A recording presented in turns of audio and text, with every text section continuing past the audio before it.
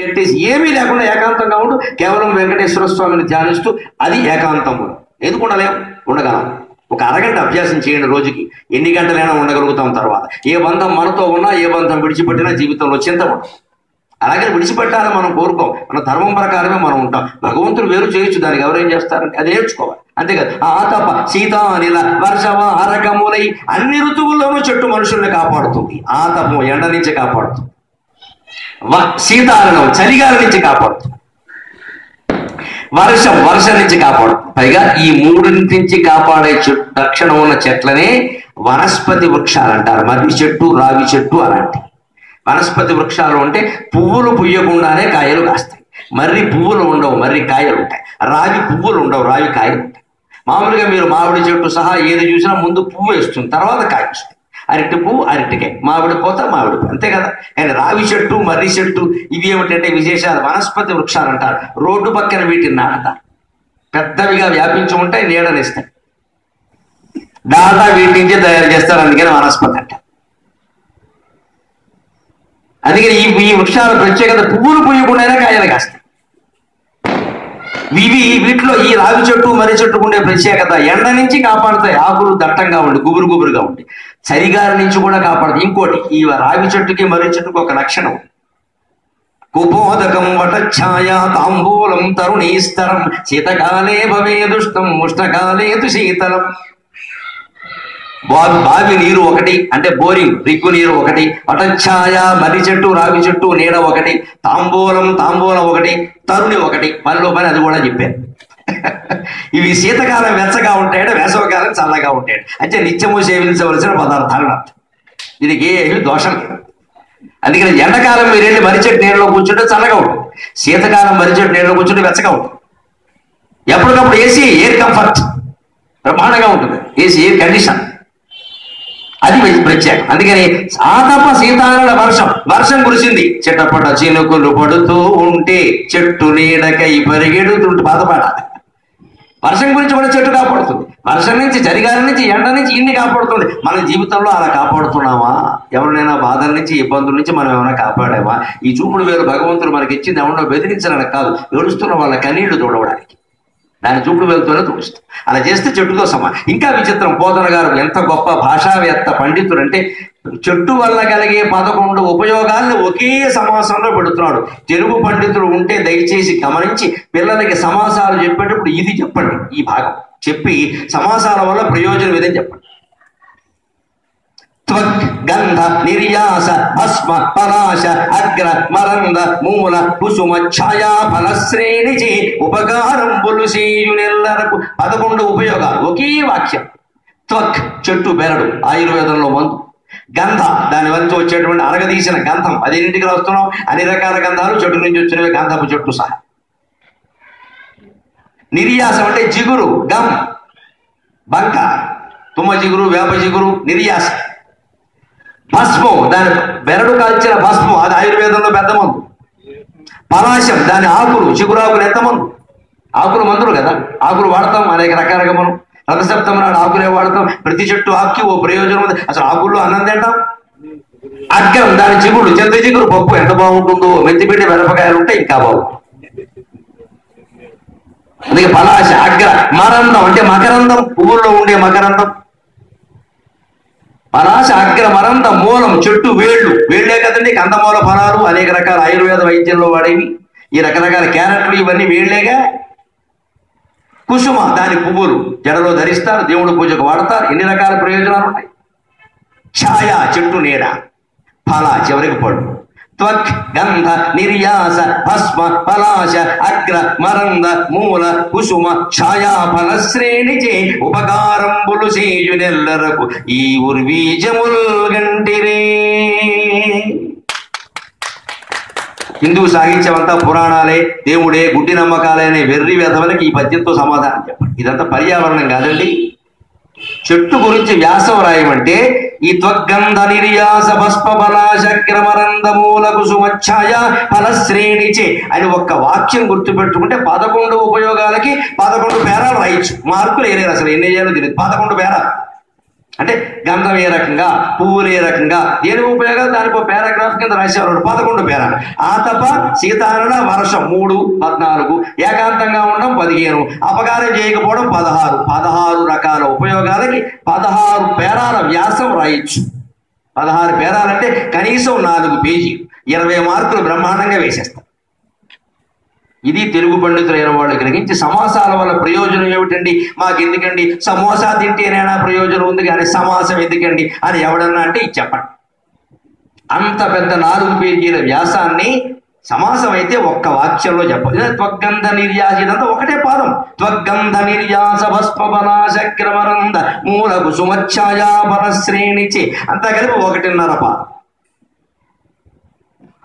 అంటే మధ్యపంలో 20 + 10 30 అక్షరాలు. 30 అక్షరాల్లో 11 పేజీల వ్యాసం రాయడానికి వీలైన విషయాన్ని అందించాడు పోతన గారు. తెలుగు భాష ఎంత గొప్పదండి. సమాసాలు నేర్పాలంటే ఇవి చెప్పాలి. అంతే పరీక్షల్లో వస్తాయి, మార్కులు వస్తాయి. ఈ దిక్కుమాలిన మాటలు మాట్లాడకూడదు ఎంతసేపు మాస్టర్. పరీక్షల్లో రావడం, మార్కులు రావడం, పిల్లలు అందుకే పరీక్షల్లో రాదు కదండి మాకు చెప్పకండి ఉంటారు. పరీక్షల్లో రావడం ఏంటంటే జీవితంలో వస్తుంది కానీ ఎంతసేపు పరీక్షనా. అందుకే అక్కడి నుంచి బయట పడగలగా. అలాగా బృందావన విహారంలో చెట్ల యొక్క ప్రయోజనాలన్నీ వర్ణించిన ఇంకా చాలా పద్యాలు ఉన్నాయి. భాగవతం తలుచుకుంటే మీకు తెలుసు. ఇది అయ్యాక ఒక్కసారి నందుడు గోకులం అంతా పెద్ద హడావుడు చేస్తున్నాడు. తోరణాలు కడుతున్నారు, పాలు పెరుగు అన్ని ఎవరికి అందకుండా దాచేస్తున్నారు. ముఖ్యంగా శ్రీకృష్ణ స్వామికి చాలా ఇబ్బందిగా ఉంది, పాలు అందట్లేదు, పెరుగు అందట్లేదు. అప్పుడు ఫ్రిడ్జ్లు ఉన్నాయో లేదో కానీ దాచేస్తున్నారు. మొత్తం ఏమిటంటే ఉత్సవాలు వస్తున్నాయి, పండగలు వస్తున్నాయి, చుట్టాలు వస్తారు అని దాచేస్తున్నారు. ఈయన చిన్న పోరాడు, ఇంత చేసి 7 ఏళ్ళు వయస్సు.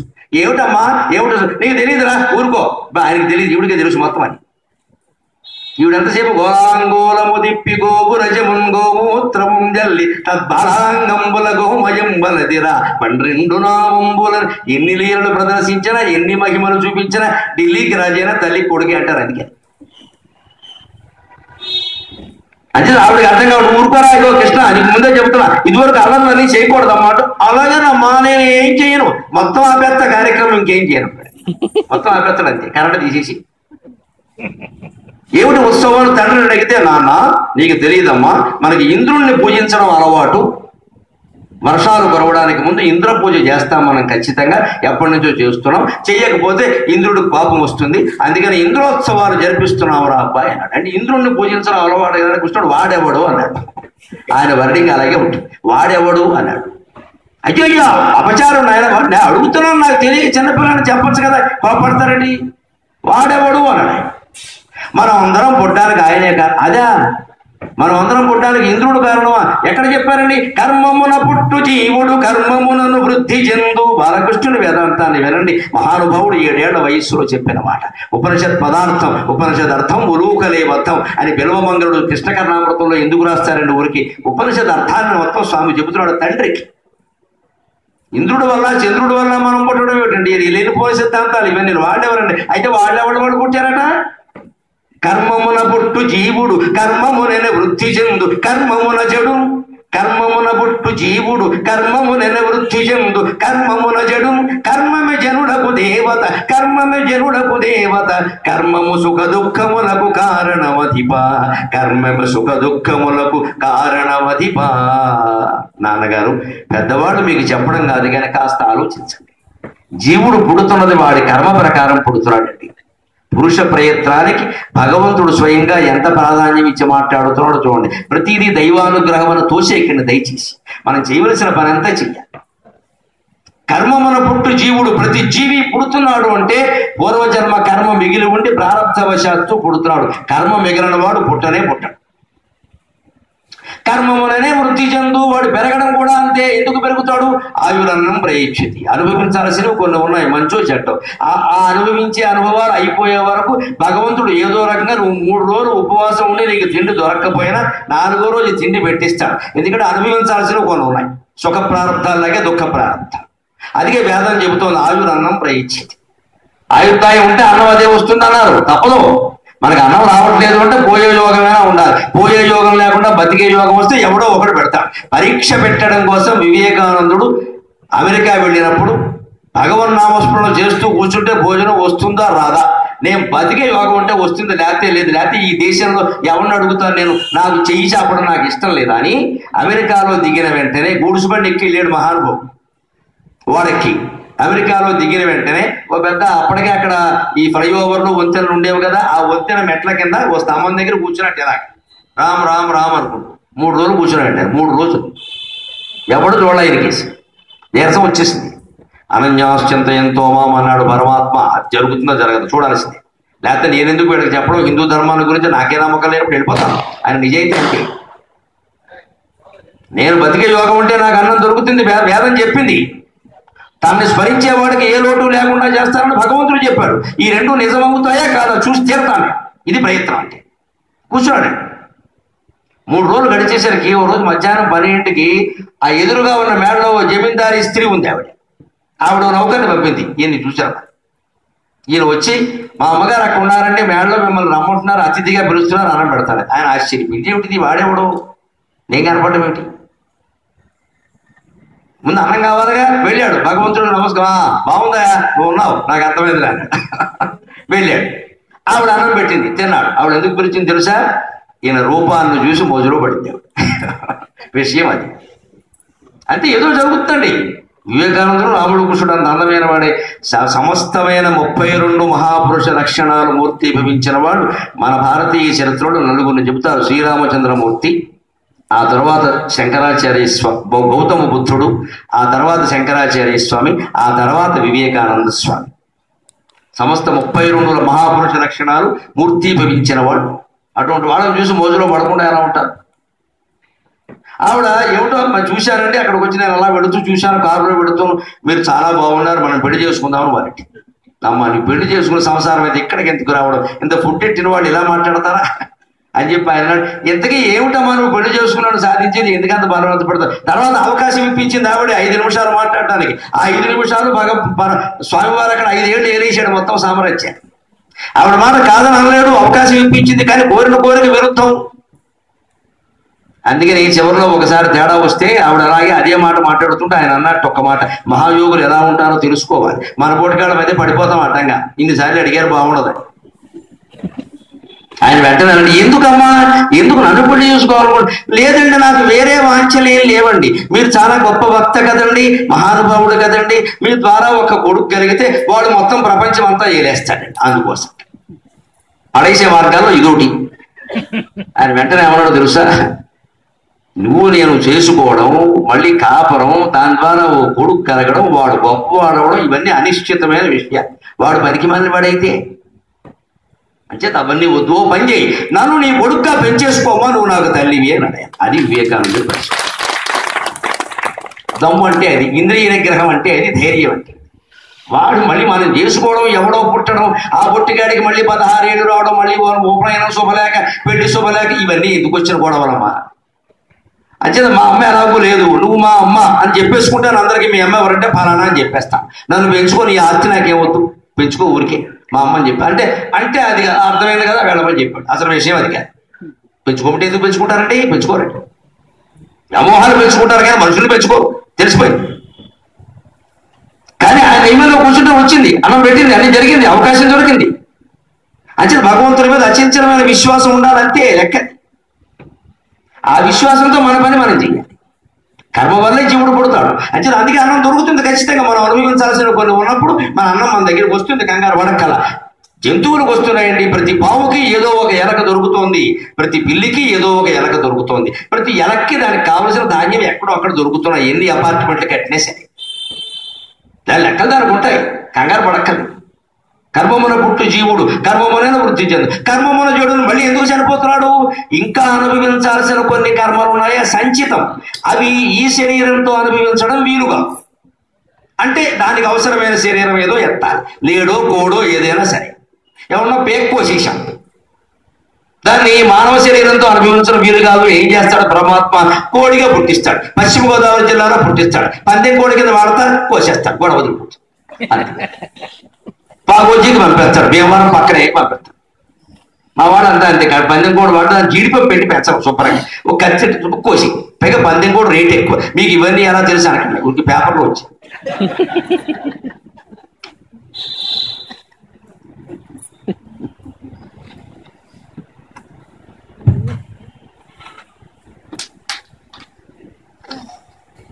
అందుకే అన్ని కర్మం వల్ల కర్మమ జనులకు దేవత, ఆ కర్మయే జనులకు దేవత నాన్నగారు.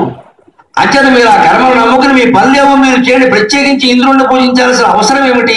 చేయకండి, ఏం జరుగుతుందో చూద్దాం. కర్మమ సుఖ దుఃఖములకు కారణమధిప అంటే వెంటనే పిల్లాడివి, నీకు తెలియదు. ఇంద్రుడికి కోపం వస్తే అవుతుంది తెలుసా? అమ్మో కొంపలు అంటుకుపోతాయి, తినే తిండి కూడా ఉండదు. అప్పుడు కూడా కృష్ణుడు జవాబిచ్చాడు, కోపింపన్బని ఏమి శక్రునకు. పూజ చేస్తే కోపిస్తాడా? పూజ చేయకపోతే కోపిస్తాడా? పూజ చేయకపోతే కోపించేవాడు దేవుడు అంటారా? పరమాత్మ చెబుతున్నాడు స్వయంగా, వినండి. మనకి ఇదే నమ్మకం కదా, దేవుడికి కోపం వస్తుందేమో. కోపం వచ్చేవాడు దేవుడు కాదు, మా మొగుడు. దేవుడు కోపం రావడం ఏంటంటే అర్థం లేని మాట. పైగా అమ్మవారికి భయపడతారు, అది మరీ ఆశ్చర్యంగా. అమ్మవారిని ఆరాధన చేసేవాళ్ళు లలితాదేవి అమ్మ. ఎవరు చెప్పారమ్మా? లలితాదేవి అంటే తల్లి. ఇది కోపం వస్తుందమ్మా? ఇంకా తండ్రికైనా కోపం వస్తుంది, తల్లి కోపం రాదండి. తల్లి అంటేనే శాంతమూర్తి, తల్లి కోపం ఏమిటి? అమ్మవారి ఆరాధన చేసేవాడు అసలే భయపడకూడదు. ఎంతో చనువుగా మాట్లాడాలి తల్లి ఒళ్ళో కూర్చుని. మనకి ముందు దేవుడి మీద భక్తి కంటే భయం ఎక్కువ. దేవుడు కోపం వస్తుంది, వెంకటేశ్వర కోపం వచ్చేవాడు వెంకటేశ్వరం ఎందుకు అవుతాడమ్మా? మనం ఊహించుకుంటాం. మనం ఏదైనా పొరపాటు చేసేవాడు సరి చూసుకుందాం. ఆయన ఎందుకు ఆక్షేపించడం? కోపం వస్తున్నట్టును. దానికి దేవుడు చెబుతున్నాడు స్వయంగా, దయచేసి ఇప్పుడైనా నమ్మండి. కోపింపన్బని ఏమి శక్రునకు తా కోపించుగాకేమి సంక్షేపం వయ్యడిదేమి. కోపింపన్బని ఏమి శక్రునకు తా కోపించుగాకేమి సంక్షేపం వయ్యడిదేమి. పట్టణములున్ గేగంబులున్ దేశముల్ వ్యాపారంబులు మీకు పోయడినే. పట్టణములున్ గేగంబులున్ దేశముల్ వ్యాపారంబులు మీకు పోయడినే. శైలారణ్య భాగంబులన్ గోపత్వంబున నుండు మనకున్ గోపత్వంబున నుండు చుండు మనకున్. శైలారణ్య భాగంబులన్ గోపత్వంబున నుండు చుండు మనకున్. మనకు సంకోచింపగానేటికిన్ ఎంత చమత్కారంగా మాట్లాడారు చూడండి. కోపింపన్బని ఏమి శక్రునకు. పూజ చేయకపోతే కోపడతాడా? పూజ చేయకపోతే కోపడేవాడిని దేవుడు అంటారా నాన్నగారు? వాడేవాడండి దేవుడు? రమ్మనండి అడుగుతా నేను. కోపించుగాకేమి, ఒకవేళ కోపించాడే అనుకుందాం, మనకి ఏమిటి వచ్చే నష్టం? సంక్షేపం వయ్యడిదేమి, ఏమిటవుతుందట అని ఎంత చమత్కారంగా చెబుతున్నాడంటే, దేవుడు కోపిస్తాడేమో, ఎవరైనా కోపడతారేమో, మనకు ఉన్నవేమైనా పోతాయేమో అని ఎవరు బాధపడాలి? ఉన్నవాళ్ళు బాధపడాలి. మనకి పట్టణములు గేగంబులు దేశములు వ్యాపారంబులు మీకు పోయుడినే మనం గొల్లవాడు. అంటే పేదరికంలో కూడా ఎంత ఆనందం ఉందో చూడండి.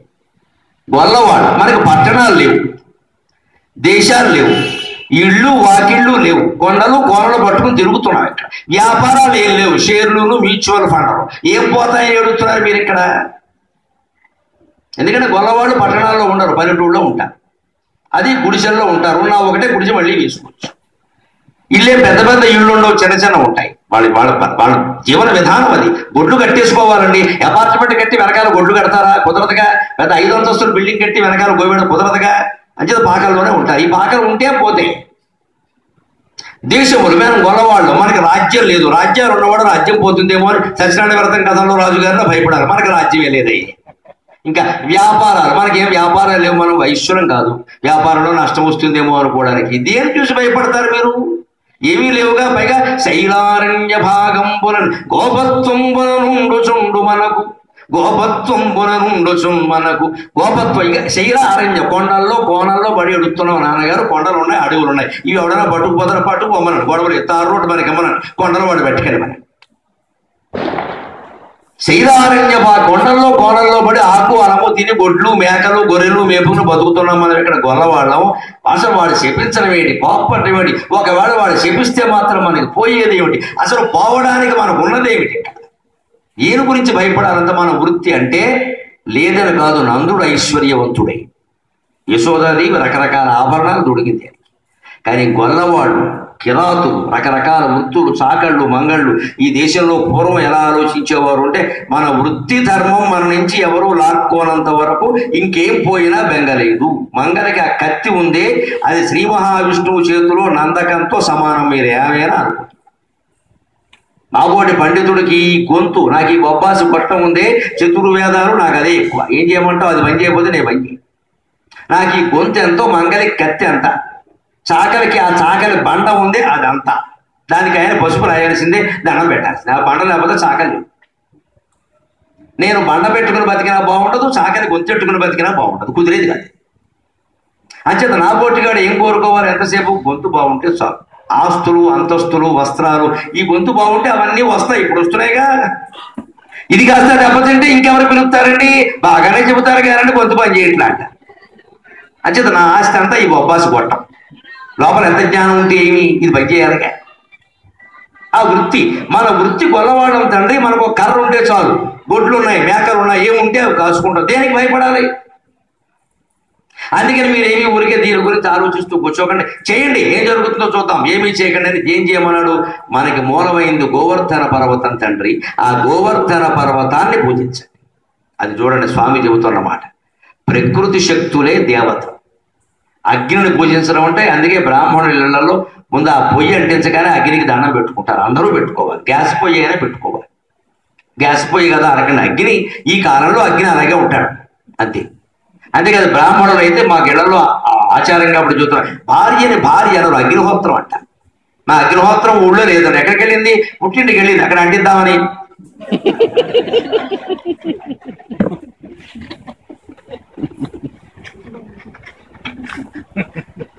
మా ఊళ్ళో ఒక ఆయన అన్నాడు, చిన్నతనం నాకు బాగా గుర్తు. కరిపతి శ్రీరామూర్తి గారిని ఒక ఆయన ఉంటే, ఎవరన్నా అత్తయ్య గారు ఏరన్నా అగ్నిహోత్రమనా నీకంటే అత్తయ్య గారు నాకు వెళ్ళామని. ఎక్కడికి వెళ్ళారని? అగ్నిహోత్రం రా, వాడు పుట్టింటికి వెళ్ళింది. అక్కడికి ఎందుకు కదా, ఇక్కడ అంటించింది కానీ ఇక్కడ అంటిద్దామని అన్నాడు. సరదాకి ఎలా మాట్లాడేవారు పెద్దవాళ్ళు కూడా. అగ్నిహోత్రం ఉంటారు ఇప్పటికీ భార్య అనండి. ఆ సంప్రదాయం తెలిసిన కూడా అలాగే అంటారు. అందుకే బ్రాహ్మణుడికి భార్య పోతే వెంటనే చేసుకోవాలి పూర్వం. అందుకే ఒంటి బ్రాహ్మణుడు శకునం రాకూడదు. ఒంటి బ్రాహ్మణుడు అంటే భార్య పోయినవాడు. బ్రాహ్మణ కులంలో పుట్టిన ఒక మనిషి కాదు, చాలా పొరపాటు మాట. భార్య పోయిన బ్రాహ్మణుడు. అందుకని ఈసారి ఎక్కడైనా బ్రాహ్మణుడు ఎదురైతే భార్య ఉందా పోయిందా అని అడగండి, చూసుకో.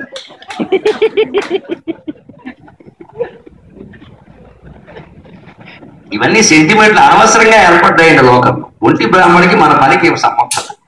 శాస్త్రం ఎందుకు చెప్పింది అలా? మామూలు మాట కూడా వాడుకుని ఏ శాస్త్రాలు లేవు. మాటలు ఎందుకు వచ్చాయంటే, ఒంటి బ్రాహ్మణుడు శకునవరావు పూర్వం భార్య పోయిన బ్రాహ్మణుడు కనుక మళ్ళీ పెళ్లి చేసుకోకుండా అలా తిరుగుతూ ఉంటే ఊళ్ళో వాళ్ళు ఆక్షేపించేవారు. ఎందుకంటే బ్రాహ్మణుడు భార్య లేనిదే యజ్ఞం చేయకూడదు. యజ్ఞార్హత కోల్పోతే బ్రాహ్మణుడు కాదు. అంటే నువ్వు యజ్ఞం చేసి తీరాలయ్యా, రీత్యా అగ్నిహోత్రం. అగ్నిహోత్రం చేయాలంటే భార్య ఉండాలి అక్కడ. అంటే చేసుకో. వాడు చేసుకోవడానికి ఒత్తిడి చేయాలి కాబట్టి కనపడగా వచ్చాడు అదమ్మకం వేసుకుని చేసుకో అని చెప్పేవారు. అది వచ్చిందనమాట. వీధిలోకి ఎందుకు వస్తున్నావు ఊరికే అనేవారు. అలా నలుగురు అనేసరికి ఆయనకి పౌరుషం వచ్చి చేసుకుంటే కానీ వెళ్ళొస్తున్నా బాబు అని చేసుకుని వెళ్ళి. ఇది కారణం. ఈ ఈ ఈ వ్యవహారం కారణంగా ఓ సెంటిమెంట్ కింద దాన్ని మార్చి మార్చి మార్చి మనం ఏం చేశాము? చివరికి బ్రాహ్మణ కులానికి సంబంధించిన వాడు ఎవడైనా సరే జీన్స్ ప్యాంట్ వేసి కనపడదు కానీ ఒంటి బ్రాహ్మణుడు వచ్చాడు, వాడు బ్రాహ్మడే కాదు, నువ్వు కంగారు పడక్క. వాడు జీన్స్ వేసి టీ షర్ట్ వేసి యజ్ఞోపయుక్తం మొలతాడ దగ్గర పెట్టేటువంటి వాడు బ్రాహ్మడే ఏమిటిక్క? ఇక దాని గురించి నీకు ఆలోచన ఎందుకు పని లేక మనం ఈ సెంటిమెంట్ అని పెట్టుకో. అంటే అపూర్వమైన శాస్త్ర జ్ఞానం, ఒక సాంస్కృతికమైన సిద్ధాంతం సెంటిమెంట్ కింద మారింది. ఇది విషయం. అందుకని బ్రాహ్మణుడు ఖచ్చితంగా యజ్ఞోపయుక్తం ఉండాలి. అందుకని యజ్ఞం చేస్తే కరెక్ట్, ఆ పని చేయాలి, దానికి అర్హత కలిగి ఉండాలి. అందుకని ప్రకృతి శక్తుల ఆరాధన తండ్రి. గోవర్ధన పర్వతం మనకి గోవర్ధనం దాని పేరు. అంటే గడ్డి అక్కడ పెరుగుతోంది, మన ఆవులు దాని వల్ల పెరుగుతున్నాయి. అక్కడి నుంచే నదులు, జలాశయాలు, శరయేళ్ళు పుట్టాయి. మనకు వాటికి కూడా నీళ్లు ఆ పర్వతం నుంచి వస్తున్నాయి. అంతేనా? మరి అందుకని దాన్ని పూజిద్దాం. ఇంద్రుడు ఎవరండి వీటి మీద పెత్తనం చేయడానికి? ఇది కృష్ణుని యొక్క సిద్ధాంతం. అంటే భారతీయ తత్వం ఎటువంటిదండి? ప్రకృతి శక్తులను ఆరాధించడమే భగవద్ ఆరాధన. భగవంతుడు ప్రత్యేకంగా ఒక ఆయన మనం సృష్టించక్కలా పరిగెట్టుంది. అగ్నిని, వాయువుని, ఈ మనకి జీవితానికి ఉపయోగపడే పంచభూతాలను అవి లేకపోతే మనం లేం కదా. భూమి ఒక భూతం, పృథివీ తేజో వాయువు ఆకాశం, అప్పు నీరు, తేజస్సు అగ్ని, వాయువు మనం పీలుస్తూనే ఉన్నాం. ఆకాశం వాటిని ఆరాధించడం అంటే గమనించండి. అగ్నిదేవుడికో బొమ్మెట్టి, వాయుదేవుడికో బొమ్మెట్టి పువ్వు వేయడం కాదమ్మా. అగ్నిని కలుషితం చేయొద్దు, వాయువుని కలుషితం చేయొద్దు, భూమిని కలుషితం చేయొద్దు, ఆకాశాన్ని కలుషితం చేయొద్దు. పంచభూతాలు కలుషితం కాకుండా ఉంటే స్వచ్ఛ భారత్ సాధించడం 5 నిమిషాల పని. మనం ఈ కలుషితం చేయొద్దు అన్న మాట వదిలేసేసి ఇంటికో 2 ఫ్రిడ్జులు, 3 ఏసీలు, 3 కుక్కర్లు, 4 టుక్కర్లు పెట్టుకుని మొత్తం కార్బన్ డైఆక్సైడ్ అంతా బయటికి పంపేసి అంతా కలుషితం చేసేసి మనం దేవుళ్ళకి పూజలు చేస్తాం, శనీశ్వరుడికి ఏమో అభిషేకం చేస్తాం, ఓ నూనె నీళ్ళు గుళ్ళో పోసేస్తాం. పోదాలు చచ్చిపోతున్నారు కడుక్కోలేక. మనకి పట్టిందా శని ఆయనకి పట్టిందా? మొత్తం ప్రకృతి శక్తుల ఆరాధనే హిందూ మత ధర్మం. ప్రకృతిని కలుషితం చెయ్యకూడదు. ఒక్క చెత్త కాగితం కూడా బయట వేయకూడదు. ఎక్కడ వేయాలో అక్కడ వేస్తే నువ్వు దేవుణ్ణి ఆరాధించినట్టే. అది ప్రభుత్వ కార్యక్రమం కాదమ్మా, ధర్మ కార్యక్రమం. అగ్నిని పవిత్రంగా ఉంచడం అంటే దాని జాగ్రత్త, దాని సర్వపక్షముడు కదా, ఏది పడితే అది అగ్నితో నిప్పింటి కాల్చేయకూడదు. అగ్నిని జాగ్రత్తగానే, పొదుపుగానే, పద్ధతిగానే వాడుకోవాలి. వాయువుని కలుషితం చేయకూడదు అంటే మీకు తెలుసు, దుర్గంధాలు ఎక్కడ వ్యాపించకుండా ఎప్పటికప్పుడు స్నానం చేసి శుభ్రంగా ఉండాలి. దుర్గంధం ఉన్న చోటికి మనం వెళ్ళకూడదు. పూల తోటలు పెంచాలి. నమస్కారం పెట్టి కోరుతున్నా, దేవుడు పూజ కోసం కూడా పువ్వులు ఎక్కువ కొయ్యకూడదు. మనం కోస్తే పువ్వు వెంటనే వాడిపోయింది. కొయ్యకుండా ఉంటే 2 రోజులు ఉంటుందమ్మా తోటలో పువ్వు. మీరు గమనించండి. కదంబ వనవాసిని అన్నారు అమ్మవారిని. అంటే కదంబ పుష్పాలు ఎక్కడ ఉంటుందో అక్కడ ఉంటుందని చెప్పారు తప్ప ఆ పువ్వులన్నీ పట్టుకొచ్చి ఆవిడ నెత్తి మీద వేయమని ఆవిడ చెప్పలేదు. నేను అక్కడ ఉంటాను మరొకటి కుదరదు, నువ్వు మా ఇంట్లోనే ఉండు, ఆ పువ్వులన్నీ నీ నెత్తి మీద వేస్తా. మళ్ళీ తీయరు. మంగళవారం శంఖ, శుక్రవారం శంఖ, వారం రోజులు అక్కడే ఉంటాయి. అమ్మవారికి ఎంత బాధమ్మా, మనకి చెమట పట్టేసి ఒళ్ళంతా దుప్పటి కప్పేసి పువ్వులు కూడా మన మీద ఉంటే మనకి బాధగా ఉండదు. మీరు అమ్మవారు అనుకుంటున్నారా, బొమ్మ అనుకుంటున్నారా నాకు అర్థం కాదు. నిజంగా అమ్మవారు అని మనం భావిస్తే ఆవిడ బాధ పెట్టకూడదు. అన్ని పువ్వులు పోయడమే తప్ప అక్కడ ఎవరు చెప్పలేదండి. ఈ పూర్వ శాస్త్రంలో ఎక్కడా లేవు. ఈ మధ్య మొదలయ్యే బాగా లక్షపత్రి పూజ, కోటిపత్రి పూజ, ఇంక అసలు మామూలుగా లేవు. ఇంకా ఎవరు చేసినా బ్రహ్మోత్సవాలే. మామూలు ఉత్సవాలు మానేశారు. వెంకటేశ్వర ఉంటాయి బ్రహ్మోత్సవాలు, బాబా గారికి కూడా బ్రహ్మోత్సవాలు. నాకేం అర్థం కావట్లేదు. ముందు యేసుక్రీస్తు కూడా బ్రహ్మోత్సవాలు చేసేస్తారు. ఇక అందరికీ బ్రహ్మోత్సవాలే. అంటే మనకి బాగా ఓవర్ యాక్షన్ అలవాటైపోయి దేవుడికి మన ఊళ్ళో పూజలు వేరు, మన ఇంట్లో ఒక్క దేవుడు 80,000, మిగిలిన వాళ్ళంతా కింద ఉంటారు. 36 బొమ్మలెట్టి 36 రోజులు 66 పూలు పెడితే ఎక్కడ తీయాలి, ఎవరు తీయాలి? మళ్ళీ దీనికి ఎన్ని శంకలు? మళ్ళీ సాయంత్రం మాకు ఫోన్ తీయేస్తాండి, నేను వచ్చి తెస్తా, అక్కడ పెట్టుకో. తీస్తే ఏమైనా అవుతుందా అని, అసలు పెడితే ఏమైనా అవుతుందని అడిగేవాడు లేడు ఇక్కడ. ఎవరు పెట్టమన్నా నేను అన్ని పూలు పనిలేక. నమస్కారం పెట్టు, మనస్సు అక్కడ పెట్టు అని సమస్త శాస్త్రాలు చెబుతుంటే ఆ మనస్సు ఒకటి పెట్టడం మానేసి అక్కడ మొత్తం మన వస్తువులు, పక్కింటి వస్తువులు, కేంద్ర ప్రభుత్వాన్ని అప్పు తెచ్చి ఆ వస్తువులు కూడా అక్కడ పెడతాం. మనం మనస్సు ఒకటి పక్కన పెట్టాం. మనస్సు దిక్కుమాలిన ఆలోచనలన్నీ చేస్తూ ఉంటుంది. భగవంతుడు కోరేది ఆ మనస్సు. శ్రీకృష్ణుడే చెబుతున్నాడు స్వయంగా, పర్వతాన్ని పూజించండి, పర్వతం దగ్గర అర్చన చేసుకుందాం. పర్వతం వృద్ధి చెందడానికి, అక్కడ చెట్లు పెరగడానికి, అక్కడ సెలయేళ్లు బాగుండడానికి, అక్కడ వాయువు బాగుండడానికి ఏం చేయాలో అవన్నీ చేద్దాం. అంటే పర్యావరణానికి చర్యలు తీసుకోవడమే ఇంకేదైనా ఉందా? ఆలోచించండి. అంటే ఇంతవరకు ఈయన లీలను ప్రదర్శించడం కారణంగా స్వామి మాటకి విలువియ్యడం తప్పదు. కాబట్టి అందున యశోద ఏమిటో పిల్లాడు వాడు ఏదో చెబుతున్నాడు, మీరు వినకండి అంటున్నా, నువ్వు ఉండవే అని అప్పటికే నందుడికి గొప్ప నమ్మకం వచ్చింది. కాబట్టి కృష్ణుడు చెబుతున్నాడు, ఏమైనా వస్తే కృష్ణుడు చూసుకుంటాడు మానే. అంత నమ్మకం వచ్చింది. తండ్రికి అర్థమైపోయింది ఈయన దేవుడే. ఇక పక్కన గోపకులు ఉన్నారు, కృష్ణ ఫ్యాన్స్ అసోసియేషన్. ఇక వారికి చెప్పేది, వాడు ఏలైసి మాకు ఎట్లా చూసుకుంటాడు, మాకు తెలుసు. 10 అడుగులు పావులు తొక్కి పారేసాడు, మేము చూడలేదు ఇక్కడ, మీరు ఊరుకోండి. 2 మధ్య చెట్ల మధ్యలో నుంచి రోడ్లు ఆగితే పడిపోయి మా కాళ్ళతో మేము చూశారు. వారు నిజంగా వాళ్ళు మానవులు, వాళ్ళు ఎందుకు అబద్ధం ఆడతారు, చూసుకుంటారు అన్నాడు. ఆ దెబ్బకి అందరూ మానేశారు. నిజంగానే ఇంద్రుడికి కోపం వచ్చింది. ఎందుకు రాదు మరి? ఇంద్రుడికి అహంకారం ఉండదు, బ్రహ్మదేవుడు ఉండగలిగింది. ఎప్పుడు గోపకులు పూజ చేసేవారు, ఏమిటి ఇప్పుడు చేయాలా అని కిందకు చూశాడు. కిందకు చూసినా పైన చూసినా ఒక్క పువ్వు ఆయనకి అందలేదు ఇక్కడ. ఓ ఇక్కడ ఎవరో పుట్టారట, వద్దన్నట అని గూఢచారుల ద్వారా సమాచారం ఉంది. అలాగా అని వెంటనే రాళ్ల వర్షం కురిపించాడు.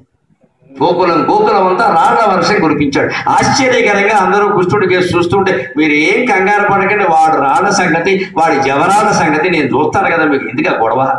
ఇన్ని చేసిన వాళ్ళు అది చేయలేం. కిరియైధర ఎత్తి నగరి, కిరియైధర ఎత్తి నగరి, కరి సరసిజము గుడమెత్తు కవి గతి. కిరియైధర ఎత్తి నగరి, కరి సరసిజము గుడమెత్తు గతి. త్రిభువన శంకర కరుడై గోవర్ధనగిరి ఎత్తెన్, త్రిభువన శంకర కరుడై గోవర్ధనగిరి ఎత్తెన్, చక్కనొక్క కేలన్ లీలన్. వసుదేవసుతం దేవం కంసచాణూరమర్దనం, దేవకీ పరమానందం కృష్ణం వందే జగద్గురుం. కిరియైధర ఎత్తి నగరి, వరాహ రూపాన్ని ధరించి మొత్తం భూమండలాన్ని పైకెత్తిన వాడికి ఈ బోడి పర్వతం ఓ లెక్క. మొత్తం భూమండలమే పైకెత్తాడు. అప్పుడు సముద్రం అనుకుందట, భూమండలం చుట్టూ సముద్రాలు ఉంటాయి కదా, అందుకని అనుకుందట సముద్రం. స్వామి ఇలా నన్ను పైకెత్తాడు, నేను ఈయన కోరల దగ్గర ఉన్నాను, ఒక్కసారి ఈయనకి అభిషేకం చేస్తే నాకు బోర్డు పుణ్యం వస్తుంది, మరి సముద్రం కదా, స్వామికి అభిషేకం చేద్దాం అని సముద్రం ప్రయత్నిస్తే 7 సముద్రాలు కలిసి ఆదివరాహ స్వామి యొక్క 7 వెంట్రుకలు తడపడానికి సరిపోయాడు. 8వ వెంట్రుకకి నీళ్లు చాలేదు, స్నానం మధ్యలో అయిపోయింది. అది స్వామి పరిస్థితి. కృష్ణాకర్ణామృతంలో లీలాజుడు చెప్తారు, యద్రోమరంధ్ర పరిపూర్తి విధావధానం యద్రోమరంధ్రి పరిపూర్తి విధావస అనర్థాగ అసమర్థాగ వారాగ జన్మని బభూవ రవి సముద్రాగ వారాగ జన్మని బభూవ రవి సముద్రాగ తం నామనాథం అరవింద దృశం యశోద తం నామనాథం అరవింద దృశం యశోద పాణిద్వయాంతరజలైః స్రపయాం బభూవ పాణిద్వయాంతరజలైః స్రపయాం బభూవ. యశోద శ్రీకృష్ణుడిని బాలకృష్ణుడిని ఇలా కాళ్ళు జాపి ఈ చీరలా పైకి లాక్కుని ఆ ఒళ్ళో తొంగిలి అంటారు, ఈ మోకాళ్ళ మధ్య ప్రదేశం, మోకాల కింది ప్రదేశం, ఈ పిక్కల మధ్యలో పడుకోబెట్టుకుని పక్కన వేడి నీళ్ళు ఇలా బేసిన్లో పెట్టుకుని తొట్టులో పెట్టుకుని ఇలా తీసి బాలకృష్ణ తారంగం తాండవ కృష్ణ తారంగం అని పోస్తుంటే నారదులు చూశాట. అయ్య బాబోయ్, ఎంత అవకాశం వచ్చింది ఇవిడికి. స్వామి ఆదివరాహ రూపాన్ని ధరించి యావత్తు భూమండలాన్ని కోరల మీద పైకి లేపినప్పుడు 7 సముద్రాలు కలిసి ఆయనకి స్నానం చేయిద్దామని చూస్తే 7 వెంట్రుకలు కూడా తడవకపోవడం, 8వ వెంట్రుకకి నీళ్లు లేకపోవడం నేను చూసి దండం పెట్టుకున్నా. అటువంటి స్వామిని పాణిద్వయాంతరజలై దోశ నీడతో నడిపేస్తుందిరా ఈవిడ అంటే ఆయన లొంగదలుచుకుంటే ఆయన లొంగుతాడు. నేను లొంగను అంటే ఎవడికి లొంగనద్దే లెక్క. ఆయన లొంగేది భక్తి ఒక్కటే. మన ఆకులు పువ్వులు యజ్ఞాలు యాగాలు ఆయన లొంగడు. మనస్సు అక్కడ పెడితే వెంటనే ఆ మనస్సు కోసమే నేను ఎందుకంటే ఆయనే చెప్పాడు కదమ్మా, తను మనోమయుజానాక ఆ మనస్సు నాకు అర్పించండి, ఆ మనస్సు నాకు అర్పించండి, మనస్సులో నన్ను స్మరించండి. ఈ భౌతిక పదార్థాలతో చేస్తామని చూస్తారేమిటి? ఈ రకరకాల ఆకులు పువ్వులు అర్చనలు ఎందుకోసం అంటే ఆ మనస్సు నిలబడ్డానికి. అది ఒక్కటి నేనప్పుడు ఇవన్నీ దేనికి? ఇది పరమాత్మ తత్వం. కొంత ఆలస్యమైనా మనం అర్థం చేసుకుని పడదాం. గోవర్ధనోత్తరం ముగించుకొని నన్ను మన్నించండి, ఆ భావావేశం అటువంటి మరీ అత్యవసరమైన పనులు ఉన్నవాడు వెళ్ళిపోవడం పర్వాలేదు, ఘట్టం అటువంటి. అందుకని వరాహ రూపం ధరించినప్పుడు సముద్రాలు సాధ్యం చేయలేకపోయి ఎలా సాధ్యం అవుతుంది? అలాగా ఇక్కడ కూడా వికిరియధర ఎత్తి నగరి వరాహ రూపాన్ని ధరించి పైకెత్తాడు మొత్తం భూమండల. కిరియధర ఎత్తి నగరి కరి సరసిజముకుళమెత్తుగతి. మొత్తం వీళ్ళందరూ చూస్తుండగా కింద ఊరికే ఇలా చిన్నపిల్లాడు దూదు పుల్లాటని ఆడతారు. దుమ్ము మధ్యలో ఏదైనా చిన్న పొలం ఉంటే వెతుకుతారు చూడండి, వేలెట్టి కెలుపుతారు. అలాగా ఆ గోవర్ధన పర్వతం కింద ఇలా కాసేపు కెలికినట్టు కెలికి పైకెత్తిసేట. ఏమిటి అలా బంతి ఆ గూటి బిళ్ళ ఏమిటి ఇలా పైకెత్తడం? అది ఆశ్చర్యపోదు. కరి సరసిజముకుళమెత్తుగతి ఏనుగు తామర పువ్వు మొగ్గని ఎలా పైకి సున్నితంగా ఇలా లేపేస్తుందో అలా పైకి లేపేసేట. అది పోతన గారి వల్ల. కిరియధర ఎత్తి నగరి కరి సరసిజముకుళమెత్తుగతి త్రిభువన శంకర కరుడై. పోతన గారి శైవుడు, శంకరుడు లేకుండా మాట్లాడు, అందుకే శంకరుడు లాక్కొచ్చాడు. త్రిభువన శంకర కరుడై 3 లోకాలకి శంకరోతీతి శంకర. శంకరుడు అంటే శుభాన్ని కలిగించేవాడు.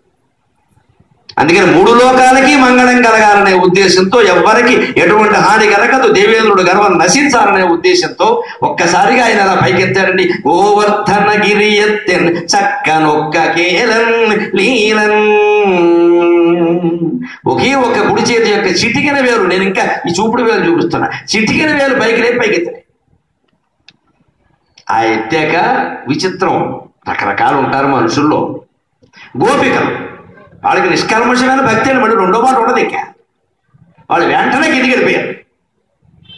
వాళ్ళు వెళ్ళిపోతుంటే కొంచెం పెద్ద అలా వెళ్ళిపోతున్నారంటే వెనుమొహాలు పడిపోతే పోదాం కృష్ణుడితో. అదేంటి నమ్మకం.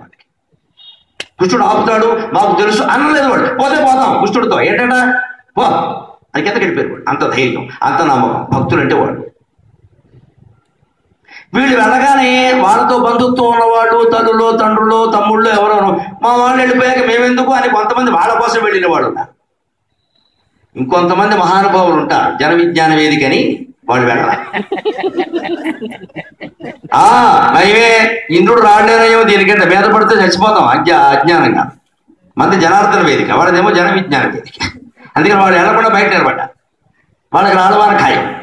ఇంకో విచిత్రమైన మహానుభావులు కొందరు ఉన్నారు. ఒకడు వెళ్ళేట ముసలాడు వెళ్ళి వాడు గొడుగు పట్టుకొచ్చేట వాన వస్తుంది. కిందకి వెళ్ళి ఎందుకైనా మంచిదని గొడుగు అలా పెట్టేట కొండ కింద. అంటే ఒకవేళ కృష్ణుడు చేతిలోంచి కొండ జారిపోతే గొడుగుతో ఆపుదామని. వాడు విజ్ఞానానికి నమస్కారం. అంటే వీడు హాఫ్ నాలెడ్జ్ గాడు అంటే వీడే విడిమిడి జ్ఞానం అంటే సగం నమ్మకం ఉంటుంది కొంతమంది. ఎందుకైనా మంచిది ఎందుకైనా మంచిది ఏమిటి దేవుడు నమ్మే వదిలేయక. ఒకవేళ నిజంగానే కృష్ణుడి చేతిలోంచి కొండ జారిపోతే వీడు గొడుగు ఆపుతున్నాడు ఇక్కడ అంబరెల్లా.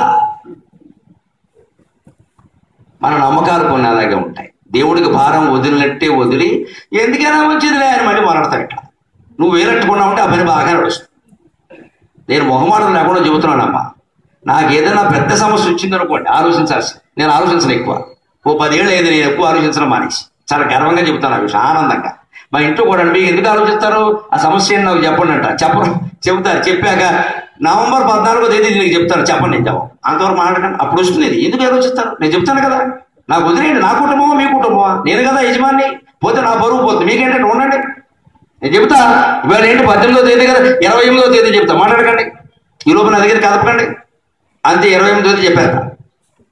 నా ధైర్యం ఏమిటో తెలుసా? మొహమాటం లేకుండా భగవంతుడిని నమ్మిన తర్వాత మళ్ళీ ఈ చెత్త సమస్యలన్నీ మనం ఆలోచిస్తూ కూర్చుంటాం. అది మన బుద్ధిని ఉపయోగించి పరిష్కరించగలిగేవా? 5 నిమిషాలు ఆలోచిస్తూ తాళమ్మ ఏం చేయాలో తెలుసుకుంటాం. 5 నెలలు ఆలోచించినా 5 సంవత్సరాలు ఆలోచించినా అదే పరిష్కారం. ఎందుకు ఆలోచిస్తామంటే మన ఇష్ట ప్రకారం అవ్వాలి. నాకు ఆ ఇష్టాలు లేవు. భగవంతుడు దయ వల్ల భాగవతం చదువుకోవడం వల్ల ఏం జరిగినా నాకు ఇష్టం. అందుకని నేను ఆలోచించాను ఎలా జరిగితే మనకి ఎలా జరిగితే అలా జరుగుతుంది. అంతగా ఏదైనా సమస్య వేధిస్తే మా అమ్మవారి ఫోటో ముందు నిలబడి రూపాయి బిళ్ళ ఎత్తా, మొహమాటం లేదు. లాటరీ, భాగ్యలక్ష్మి లాటరీ అంతే. బొమ్మ ఇస్తే ఇలా చేస్తా, బొరుసు పడితే ఇలా చేస్తా. ఏ మొత్తం నాశనం అయిపోయినా నాకు సంబంధం, నువ్వు చూసుకోవాలి. నాకేం తెగట్లేదు ఈ సమస్య, ఏం చేయాలో. కొన్ని అలాగే ఉంటాయి మరి. అందుకని బొమ్మ పడిందా ఇలా చేస్తా, బొరుసు పడిందా ఇలా చేస్తా అంటే చిత్తశుద్ధి. నేను ఇప్పటికి 4-5 సార్లు చేసి చెబుతున్నానమ్మా. ఎప్పుడు ఎంత తీవ్రమైన సమస్యలు వచ్చినా నా జీవితాన్ని, నా కుటుంబాన్ని, నా సాహిత్య సామ్రాజ్యాన్ని భగవంతుడు కాపాడుతూనే ఉన్నాడు. ఏమి తిరుగులేదు.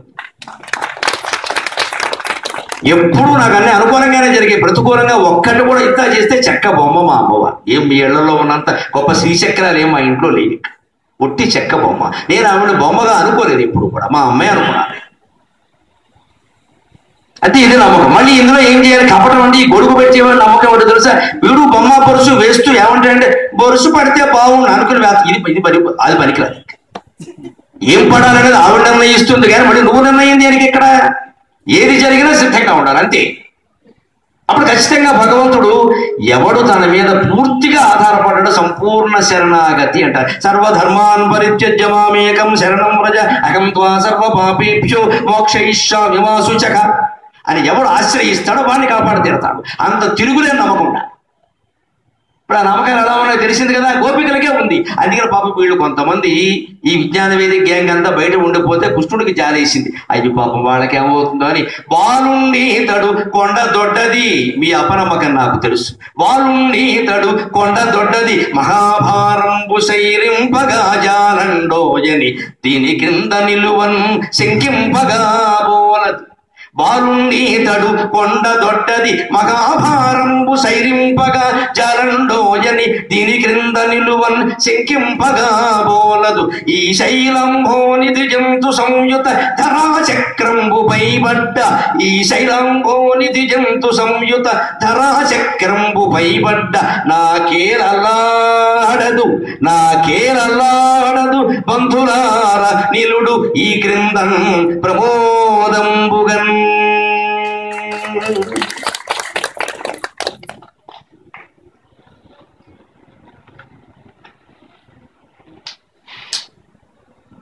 నేను చిన్నవాడిని. బాలుండి ఇతడు నిండా చేసి 7 ఏళ్ళు లేవు. మీ అనుమానం నాకు తెలుసు. కొండ దొడ్డది, పర్వతమేమో చాలా పెద్దదిగా ఉంది. నిజంగా బాలుడైతే చిన్న గుట్ట కూడా ఎత్తలేడు. 7 ఏళ్ల బాలుడు గుట్ట ఎత్తుతాడు ఏమిటి కొండకి? అసలు ఎత్తాడంటేనే నమ్మాలి. కానీ ఎత్తి కనపడుతున్నాడుగా. మన అజ్ఞానం అలాగే ఉంటుంది. మన ఎదురుగా జరిగినా సరే మనం నమ్మం. మళ్ళీ మైన పడిపోతూ ఉంటాం. ఒకప్పుడు మనమే అంటాం ఇలా జరిగిందని చెప్పా కూడా తర్వాత మళ్ళీను ఏదో మనం చేయబట్టే అలా జరిగిందిలే అని అంటూ ఉంటాం. మళ్ళీ ఇక్కడ అహంకారం ప్రవేశిస్తుంది. అది ప్రవేశించకుండానే జాగ్రత్త పడాలి. చిన్నపిల్లాడు కొండ దొడ్డది మహాభారంబు శైరింపగా జాలండో, ఇంత పెద్ద బరువు మోయగలడా? దీని క్రింద నిలువను శంకింపగా బోలదు. అందుకని దీని కిందికి రావడానికి శంకించగా అనవసరంగా ఇంద్రుడు రాళ్ళు మీ మీద పడతాయి. నేను చూసుకుంటానని చెప్పాను కదా, ఎత్తినప్పుడైనా నమ్మకం కలగదు. మీద ఉంపదేగా మీ ఎదురుగా ఉన్నాను, కొండంత ఎత్తాను, ఇంకా నమ్మరేమిటిరా? ఇంకేం చేయాలి? మిమ్మల్ని ఏం చేస్తే నమ్ముతాడు? శంకింపగా బోలు అప్పటికే ఉంటున్నాడు. మరి మాట చెబితే కానీ నమ్మరు కదా. ఈ శైలాంభోనిధి జంతు సంయుత ధరాచక్రంబు పైబడ్డ సప్త సముద్రాలతో సప్త కుల పర్వతాలతో నిండినటువంటి ఈ భూమండలం మొత్తం నా మీద పడినా సరే నాకేలలాడదు. ఈ కుడి చేతి చూపుడు వేలు కదలదు కదలదు కదలదు. నేను చెబుతున్నాను, నమ్మడు. నేను చెప్తేనైనా నమ్మరాలి. దీని క్రింద నిలువన్ శైలాంభోనిధి జంతు సంయుత ధరాచక్రంబు పైబడ్డ నాకేలలాడదు బంధులార నిలుడు ఈ క్రింద ప్రమోదంబుగన్. దీని కింద నిలవండి, నేను చూసుకుంటానని చెప్పాను కదా. ఇంద్రుడో చంద్రుడో వసంతుడో కంతుడో వాడు మన ఏం చేస్తాడు? మనం శాస్త్రం ప్రకారం పెడుతున్నాం. ఈ మధ్యలో ఈ దేవత ఎవడు, నన్ను ఎందుకు పూజించలేదని కోప్పడ్డానికి ఏమైనా సిద్ధాంతమా? తెలుసుకుందాం. ఈవేళ ప్రకృతి శక్తులే సమస్త దేవతలు. ప్రకృతిని పర్యావరణాన్ని శుభ్రంగా చూడడం అంటే సత్యనారాయణ వ్రతం రోజు చేస్తున్నట్టే. కానీ ఆ వ్రతం కోసమే ఓ లక్షాదులు కోసేస్తున్నామంటే భగవంతుడికి ద్రోహం చేసినట్టే.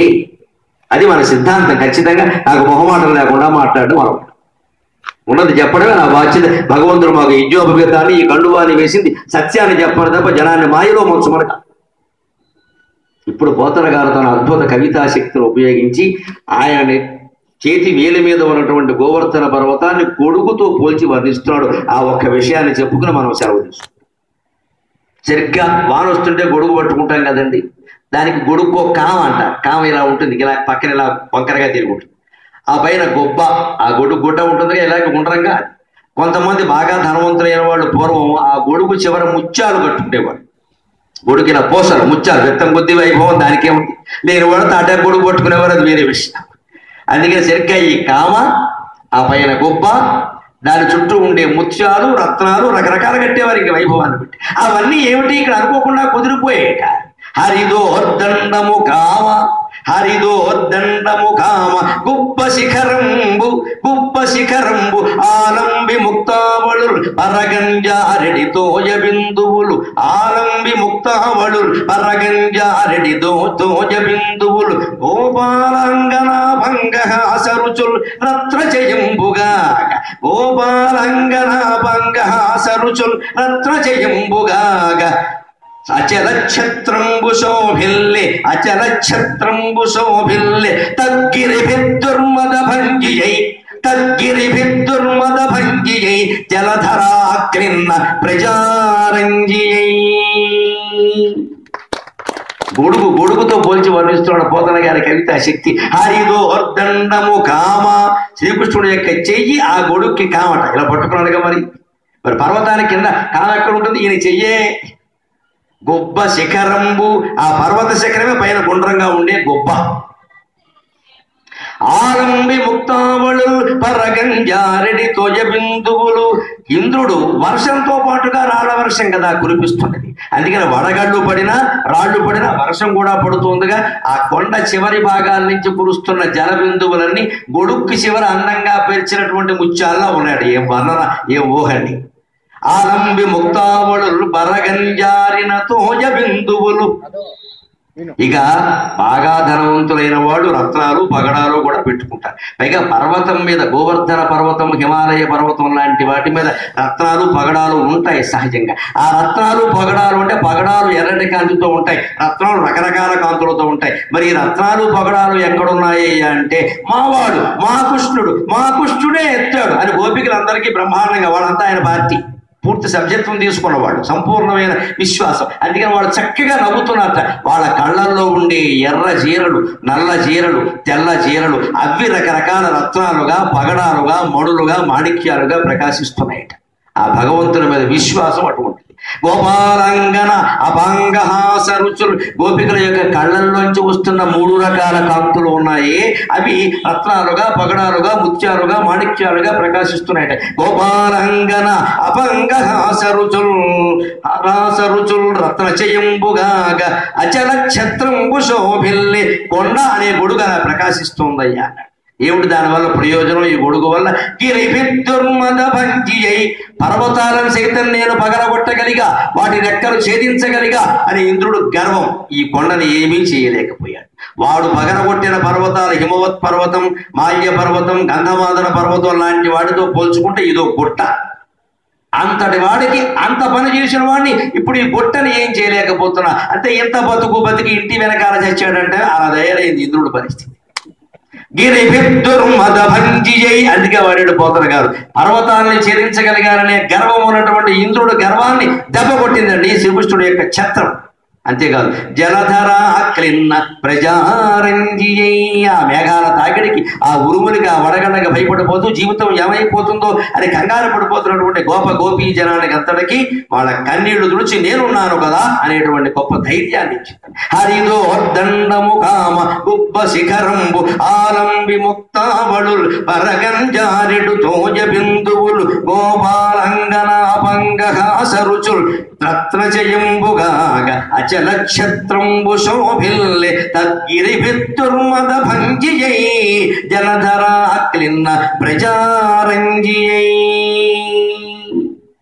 ఆ రకంగా గోవర్ధనోత్తరణం చేస్తే దెబ్బకి ఇంద్రుడు దిగి వచ్చి స్వామి పాదాలు పట్టుకొని, నా వంటి వారికి గతి శ్రీవల్లభ నీవు శాస్తి చేసితివే, నాలాంటి వాళ్ళకి శాస్తి జరగాల్సింది అనయ్య. దెబ్బకి దారికి వచ్చాడు. నా వంటి వారికి గతి శ్రీవల్లభ శాస్తి చేసితివే, కావరములనగా పెద్దల త్రోవల జరుగుదురు బుద్ధి తోడుత తండ్రి.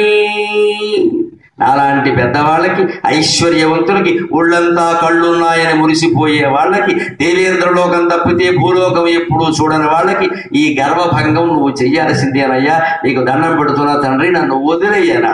అంతటితో పరమాత్మ వదిలేశాడు.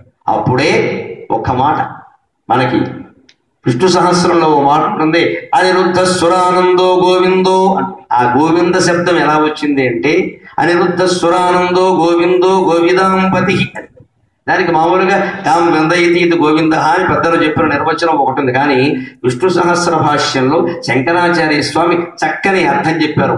ఈ సంఘటన జరిగినప్పుడు దేవేంద్రుడు కిందికి దిగొచ్చి, నేను పైలోకానికి మాత్రమే ఇంద్రుణ్ణి, ఈ భూలోకానికి అందరికీ నువ్వే ఇంద్రుడు అయ్యా, కాబట్టి గోవింద్రహ అన్నట్టాడు. దాకింద రావత్తు పెట్టి గోవింద్రహ అని. తర్వాత పలుకుపడితే ఆ రావత్తు పోయి గోవిందహ అని మిగిలిపోయింది. అందుకని ఈ భూలోకానికి, గో అంటే భూమి అని కూడా అర్థం ఉంది, ఈ భూలోకానికి అందరికీ నువ్వే ఇంద్రుడు అయ్యా, నువ్వు ఇక్కడ అవతారం దాల్చి ఉన్నంతకాలం మళ్ళీ ఈ లోకానికి నేను రాను. బుద్ధి వచ్చిందిగా ఇంకెందుకు వస్తాడు. అందుకే నువ్విక్కడ అవతారంతో ఉన్నంతకాలం మళ్ళీ ఈ లోకానికి నేను రాను. నీ భక్తుడు అన్నవాడు ఎవడిని నేను బాధ పెట్టాను. అందుకే నేను పైలోకంలోనే ఉంటా. ఈ లోకం అంతా నీదే, ఆడుకో పాడుకో నీ ఇష్టం అని మన అదృష్టం కొద్దీ కృష్ణుడికి రాసి ఇచ్చేసేట. అందుకని గోవింద్రహ అని రావత్తుతో ఉండేది, అది పలుకుబడిలో తర్వాత మారి గోవిందగా అయింది అని విష్ణు సహస్ర భాష్యంలో శంకరాచార్య స్వామి చెబుతారు. అటువంటి శంకర భగవత్పాదులకి కృష్ణకర్ణామృతం పద్యాలు చెప్పుకున్నాం. బిల్వమంగళుల వారికి మనం వ్యాసుడి గురించి చెప్పుకున్నాం. మహానుభావుడికి బొమ్మెల పోతనామాచ్యుడికి శ్రీ వెంకటేశ్వర స్వామికి నమస్కారం చేస్తూ ఈ నెలకి ఈ ప్రసంగాలు ముగిస్తూ ఉన్నాం. మళ్ళీ 26, 27, 28 తేదీలు దక్కిన దశమ స్కంధంలో ఉండే మిగిలిన లీలలు రుక్మిణీ కళ్యాణంతో సహా మనం చెప్పుకునేటువంటి ప్రయత్నం చేద్దాం. విషయాలు